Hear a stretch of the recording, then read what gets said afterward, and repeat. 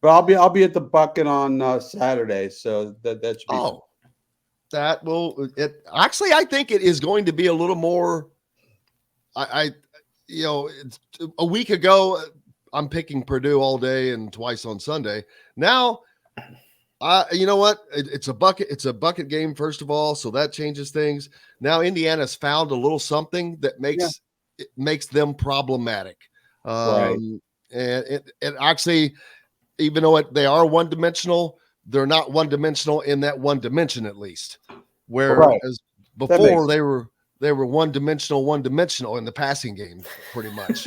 In fact, because they weren't very good at it. They were only hitting at or less than 50% of the throws. So with no run support.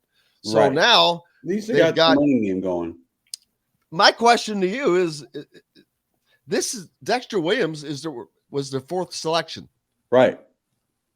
Why, when this is the actual guy that's going to end up bringing you the most success, probably, why was he the fourth selection?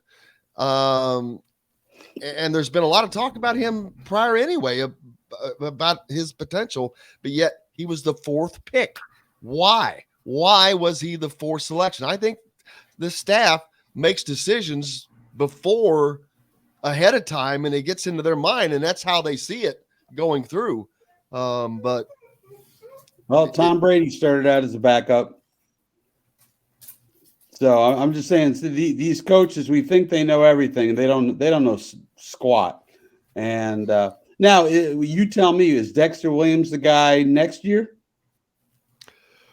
Probably, because unless they have some kind of success in the portal, right? There's no one on this team that's going to beat him in my mind currently that I think. Dustin? Well, I was going to say, I don't know why Indiana, look, they're not so good to where they're going to be competing for the college football playoff. I don't know why they don't use a 2-quarterback system and try, because if you were to mix in Dexter Williams and what he can do with his legs and add Connor Bazelak into the passing attack, I feel like their offense could have been at least a little bit more problematic. And maybe you win, maybe you don't beat all three of those teams, Maryland, Rutgers, and Nebraska, but maybe you win two, maybe you win just one, and now you're playing for bowl eligibility. I think that you have to be more unique. You're not going to beat teams at Indiana, at least right now with the talent discrepancy. You're not going to beat teams at their own game. So why not try to be a little bit more interesting? Why not try to be a little bit more creative? Maybe that's what they're doing with Dexter Williams. Maybe that's going to be a plan in the future.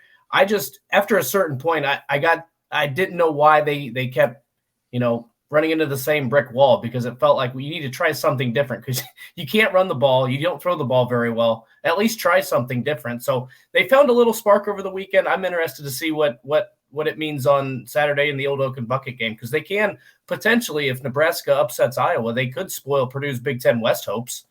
Right. And that's the I believe the Nebraska-Iowa game is on Friday, if I'm not mistaken. So we'll go into that game knowing what the situation is for Purdue. But Purdue's just a funky team. For a while there, I was thinking they should only have maybe one loss. I mean, they lost to Penn State in the game they shouldn't have lost. They lost to Syracuse in the game they shouldn't have lost. The only game where they've gotten their heads pounded in was Iowa. Yeah, I think that was 24-3. But they've been a pretty damn good team all year long. And they played. What's interesting, and what I think might give Indiana a better shot, is Purdue's played a lot better when they've played teams with a number beside their name. Yes. As opposed to when they play, like you said, Northwestern, it was 17-9. They've played some other teams on the schedule. Florida Atlantic comes to mind. They didn't play very well in that game, did enough to win. So they've kind of played up or down to their competition this year. So that's something to keep an eye on Saturday. Absolutely.